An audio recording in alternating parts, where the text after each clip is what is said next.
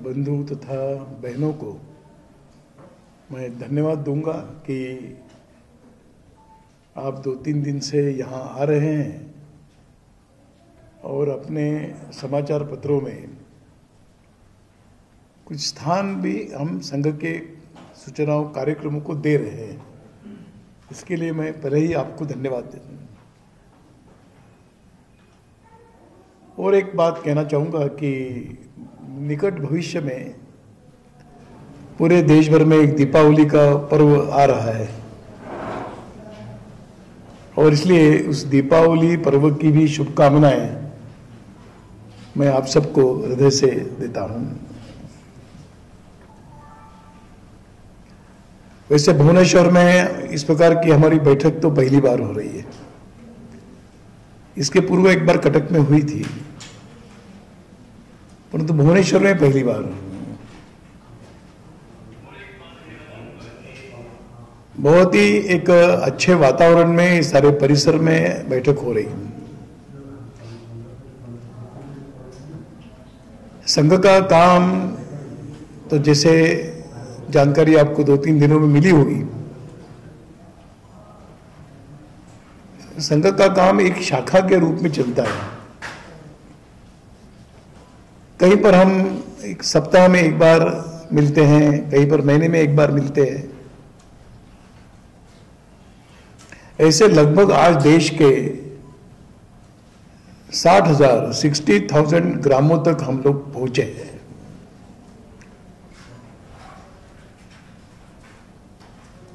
इस संघ के जो संगठन का रूप होने के कारण 60,000 ये आंकड़ा शायद कम लगता है, लेकिन एक ऑर्गेनाइजेशन खड़ा करना है तो उसका यूनिट खड़ा करने में समय लगता है। आंदोलन करने में बहुत लोग आते हैं, परंतु संगठन की प्रक्रिया में आने में समय लगता है। परंतु 1 लाख से अधिक गांव ऐसे कि जहां पर संघ के विचारों को स्वीकार करने वाले, समझने वाले और समय समय पर सहयोग करने वाले लोग रहते हैं। हम किसी कार्यक्रम को लेकर जाते हैं तो लोग सहयोग करते हैं। से 1 लाख से अधिक आज है। एक हम रोज की शाखा लगती है 1 घंटे की, उसमें अगर हम एवरेज अटेंडेंस अगर माने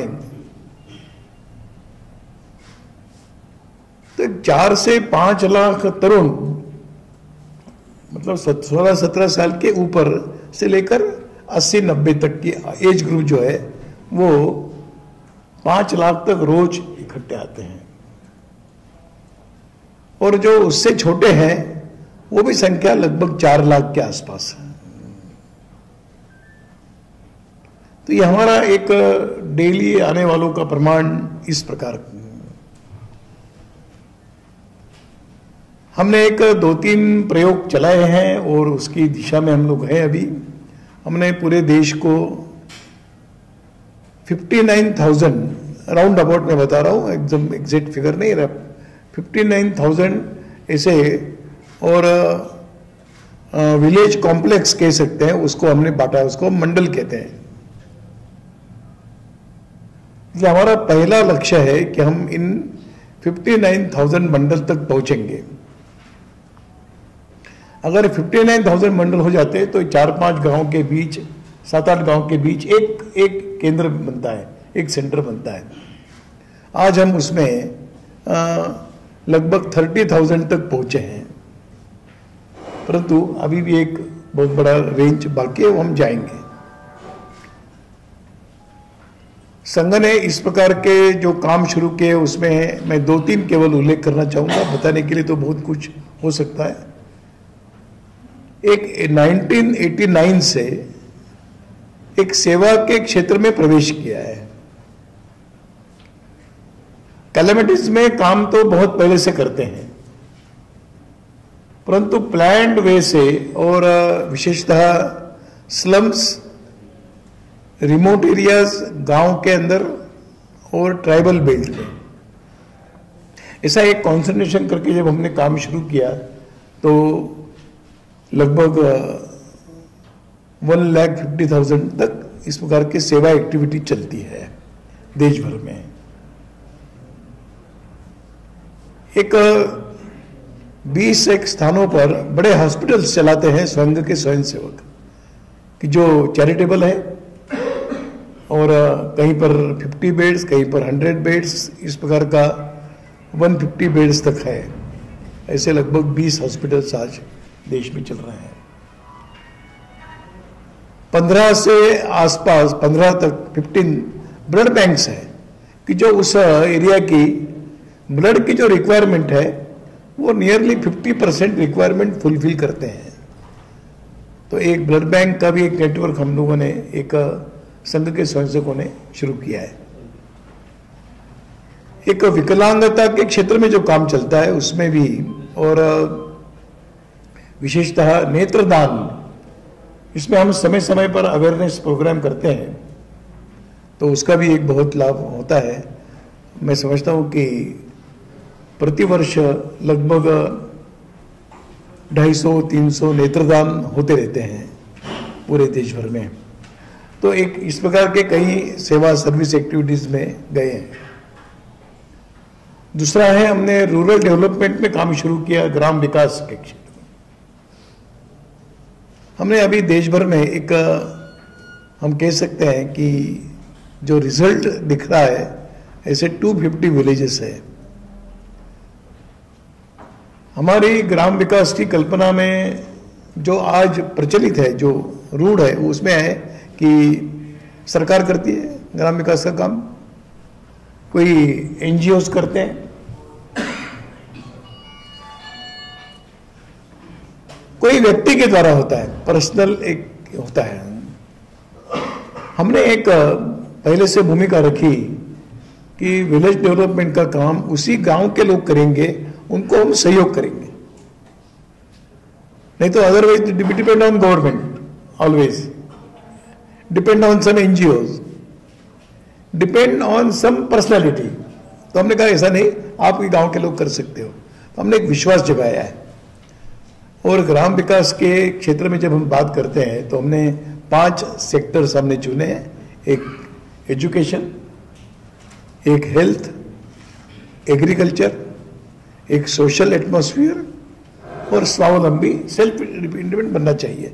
ऐसे रोजगार वगैरह इत्यादि विषयों को लेकर हमने इन 5 क्षेत्रों में काम इन गांवों के अंदर चलाया है। उसका भी एक बहुत अच्छे रिजल्ट्स हमको मिल रहे हैं। एक युवकों को और जोड़ने का प्रयास तो हमारा होता ही है। उसमें एक जॉइन आरएसएस इस प्रकार की बात चलाई गई, और अनुभव बहुत अच्छा है कि समाज का मीडिया से जो संघ को सुनता है वो वास्तव में व्हाट इज आरएसएस, इस कल्पना से जॉइन आरएसएस हमने एक इंटरनेट पर एक व्यवस्था बनाई। उसके द्वारा बहुत बड़ी संख्या में, मतलब मैं ऑन एंड एवरेज कहता हूं, प्रति वर्ष 1 लाख से ज्यादा युवक उसमें और ज्वाइन होते हैं। हाँ ठीक है, ज्वाइन जो होते हैं कभी उत्सुकता से होते हैं, कभी कंटिन्यूस रहते भी है, पर तो एक बहुत बड़ा उस प्रकार का एक को मिलता है। एक और मैं बात बताना चाहूंगा कि हमने एक सर्वेक्षण किया था देश भर में। एक ये भी बहुत बड़ा सर्वेक्षण हुआ है, उसमें लगभग हम 13 लाख स्वयंसेवकों का एक सर्वेक्षण हमने पूरा किया है। 13 लाख बड़ी संख्या होती है, बिग नंबर।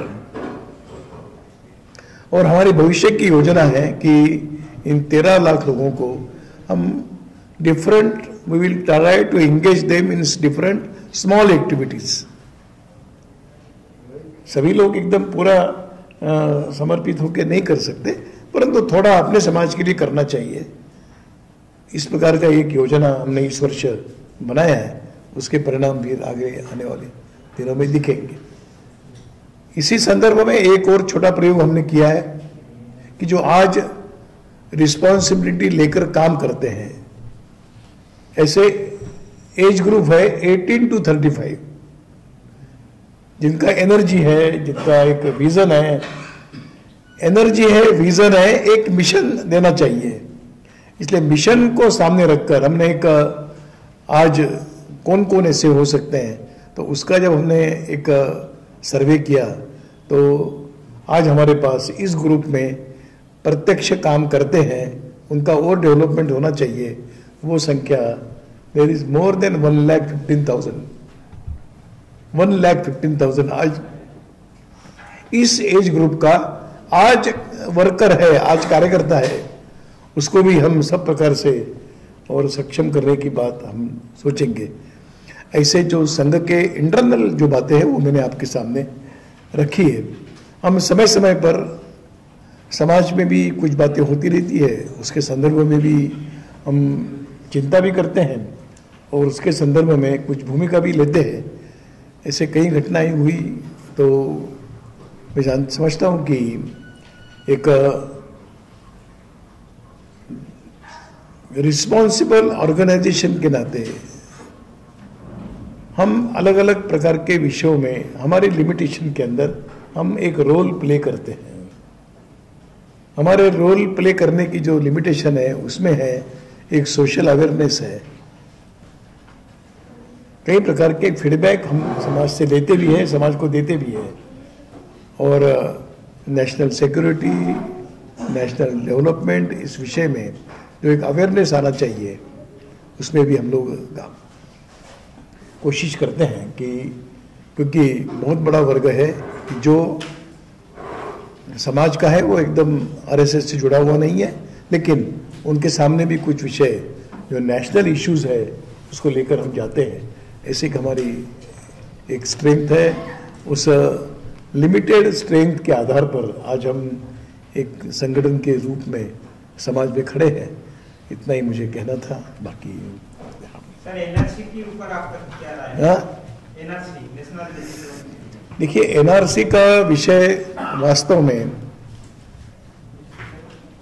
सभी देश को करना ही चाहिए।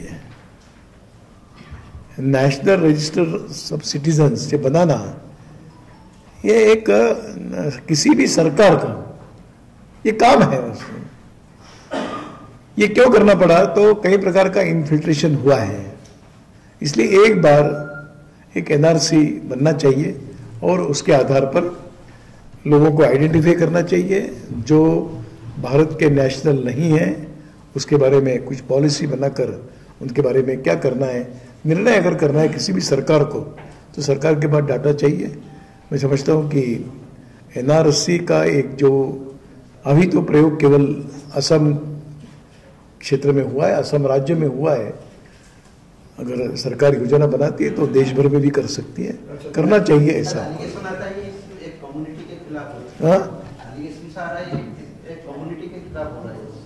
एक कम्युनिटी के खिलाफ, कोई कम्युनिटी के खिलाफ होने का कोई कारण नहीं।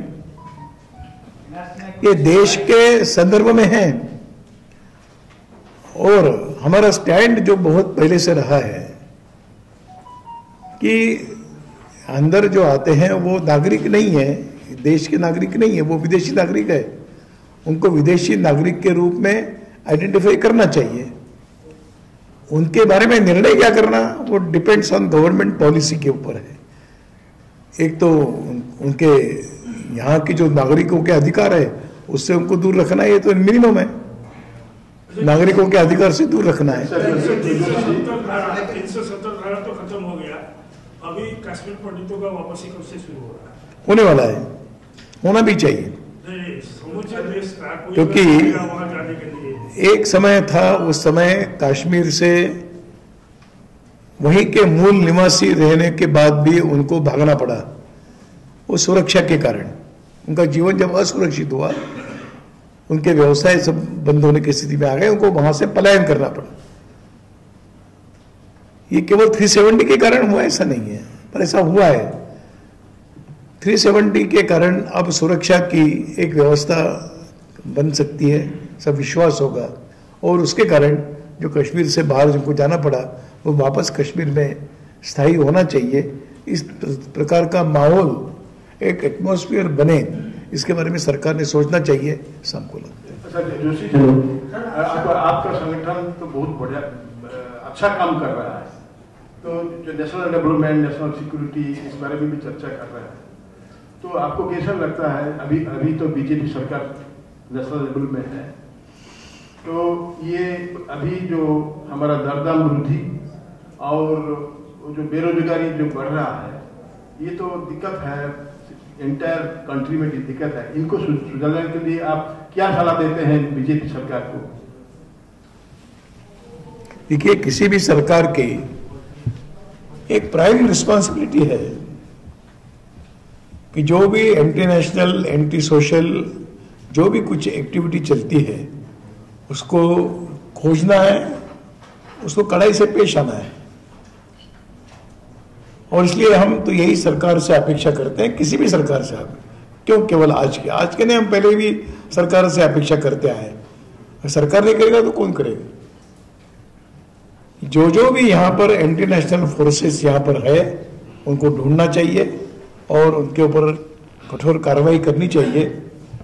हाँ, इसके लिए शासन को जो भी साधनों से युक्त होना चाहिए, साधन उसकी सिद्धता करे, उसकी योजना बनाए, और इस योजना बनाकर इस देश के अंदर एक सुरक्षा का माहौल बनाना, ये किसी भी सरकार की जिम्मेदारी है, वर्तमान सरकार की भी जिम्मेदारी है। और हमें लगता है कि जिस प्रकार से ये सरकार ने कदम डाले हैं, ये सरकार भी इसके बारे में कमिटेड है, ऐसा हमको लगता है।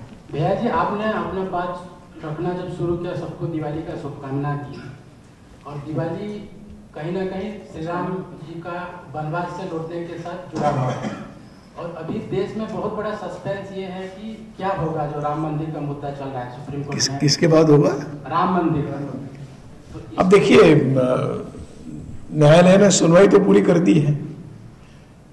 हम बहुत वर्षों से हम ये कह रहे हैं कि राम मंदिर के निर्माण की बाधाएं सब प्रकार से दूर हो। उसमें एक कानून की बात थी, कानून के मतलब ये न्यायालयीन प्रक्रिया की बात थी, जमीन के मालिकी किसकी है। अगर ये फैसला, अब सुनवाई पूरी हुई है, अब राह देखना है। सभी लोगों ने विश्वास व्यक्त किया है कि 1 महीने में इसका फैसला आएगा। फैसला जो आएगा उसके बाद उस समय की जो परिस्थिति रहेगी, उस समय कहेंगे आज क्या कह सकते हैं। हम तो अपेक्षा कर रहे हैं कि हिंदुओं के पक्ष में फैसला आए, इसे हमारी अपेक्षा है। माननीय शासन जी, क्या अभी एक देश एक कानून, कॉमन सिविल कोड आप उम्मीद रखते हैं इस सरकार से? जो ये संघ का विचारधारा रहा है, कॉमन सिविल कोड। देखिए, कॉमन सिविल कोड ये तो बहुत पुरानी मांग है, सबकी मांग है। इसको लाने के लिए सरकार ने कोशिश करनी चाहिए। मैं समझता हूं कि बिना किसी प्रकार के संकोच करते हुए ये देश के लिए, देश की सब प्रकार के विकास के लिए भी आवश्यक है। और समाज में जिस प्रकार का एक वातावरण बनता है कि कानून अलग होता है तो व्यक्ति अलग अलग प्रकार से और अपने आप को बचाने की कोशिश करता है। मैं समझता हूं कि अगर कानून सबके लिए समान होगा तो ये भय समाज के अंदर से कम हो जाएगा कि सबके लिए कानून समान है। ये वास्तव में इसका संविधान निर्माण के समय इसका विचार होना चाहिए था, नहीं हुआ। अब ये किसी भी प्रकार के कानून में परिवर्तन करने के लिए जो भी शासन की एक तैयारी चाहिए, हम अपेक्षा करते हैं कि ये होना चाहिए, करना चाहिए, ये तो इच्छा तो है। अयोध्या में और आउट ऑफ कोर्ट सेटलमेंट भी, हाँ, अयोध्या मामले में आउट ऑफ कोर्ट सेटलमेंट भी चल रहा है प्रोसेस, तो उनसे इसमें आउट ऑफ कोर्ट आपका जो मीडिएटर बने हैं वो तो देखिए, ये प्रयत्न तो बहुत पहले से चल रहे हैं। हम भी चाहते थे कि इसमें से कोई रास्ता निकले, न्यायालय में जाने की आवश्यकता ही नहीं पड़नी चाहिए थी, परंतु तो गए हैं। और आप ऐसे स्थिति में आ गए हैं कि आपस के और मध्यस्थता करते हुए ये सवाल हल होगा, ऐसा कुछ आज रास्ता दिखाई नहीं दे रहा है। होता है तो अच्छी बात है, इसमें सबकी प्रतिष्ठा है, भारत की प्रतिष्ठा है, सभी प्रकार के लोगों की प्रतिष्ठा है कि एक विषय सद्भावना के साथ हुआ। लेकिन जिन्होंने कोशिश की उनको सफलता कितनी मिली ये तो जानते नहीं है, लेकिन उसकी एक समय सीमा थी, समय सीमा में हो नहीं पाया, इसलिए न्यायालयीन प्रक्रिया चल पड़ी। अब हम कहते हैं कि न्यायालयीन प्रक्रिया चल पड़ी है तो उसी में से जो रास्ता निकलेगा उसी रास्तों को स्वीकार करना है। चलिए अभी हो गया बस। अच्छा लास्ट अभी जो एक स्वयंसेवक की हत्या हुई, पूरा देश उस पर, हिंदू समाज आंदोलित, उस पर संघ का क्या कहना है? मुर्शिदाबाद में जो बंगाल में हत्या है। देखिए, बंगाल में जो भी आज हो रहा है वो बड़ा ही दर्दनाक है। एक समय था जब साम्यवादियों की सरकार थी, उस समय भी ये भय का वातावरण था, वह लोकतंत्र के सामने खतरा था। वर्तमान जो भी बंगाल में सरकार है वो हिंदुओं के प्रति कितनी अनुदार है वो दिखाई दे रहा है, ध्यान में आ रहा है। हिंदुओं पर होने वाले हमले, इसके संदर्भ में कभी कभी लगता है कि ये राजनीतिक है क्या, मालूम नहीं। क्या किसी के समर्थन से हो रहा है क्या, ये भी कह नहीं सकते। परंतु जो हो रहा है वो हिंदुओं पर अन्याय करने वाला है। जो बंगाल कभी शांति प्रिय बंगाल माना जाता था, जो बंगाल धार्मिक प्रकार का एक परिवेश वाला प्रांत है, उसी राज्य में और सरकार अपने देश के, अपने राज्य के रहने वाले नागरिकों को पर्याप्त सुरक्षा प्रदान नहीं कर सकती, इससे बड़ी चिंता की बात और क्या हो सकती है। हम चाहते हैं कि सरकार इसके प्रति सरकार इसके प्रति निष्पक्ष भाव से और जो उचित है, जो न्यायोचित है, वो सब कदम उठाए। जगन्नाथ मंदिर टेम्पल का जो ब्यूटिफिकेशन हो रहा है, इसके कारण कुछ मठ और कुछ मंदिर को तोड़ा गया। मुझे स्थानीय विषय पूरी मंदिर का जो वकील है उन्होंने कहा है कि good things are never late, good things are never. हमने कहा ना स्वागत कर दिया ना, अगर अब भी होता है तो नहीं, उन्होंने बता दिया ना। नहीं, उन्होंने बताया, मैं पहले बोल तो दिया कि भी अगर स्वागत है अब भी हो जाएगा तो अच्छा है। हमें कोई नहीं, हमें देखिए, अगर मध्यस्थता से कोई रास्ता निकलता है तो हम स्वागत ही करेंगे, परंतु वो हिंदू समाज के मनोनुकूल निर्णय आना चाहिए, तो ही होता है। अखंड भारत बनाने का जो आपका स्लोगन है, क्या इसका विजन क्या है? कौन सा भारत? अखंड भारत। देखिए, ये सब कल्पनाएं, हमारे स्वप्न हैं। अब इसका भविष्य में क्या स्वरूप रहेगा आज कुछ कह नहीं सकते हैं।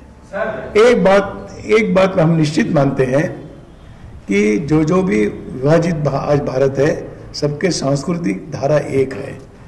इन सांस्कृतिक बातों पर देश सब इम्पोर्टेंट सवालों पे जवाब आ गए। धन्यवाद आप सबका।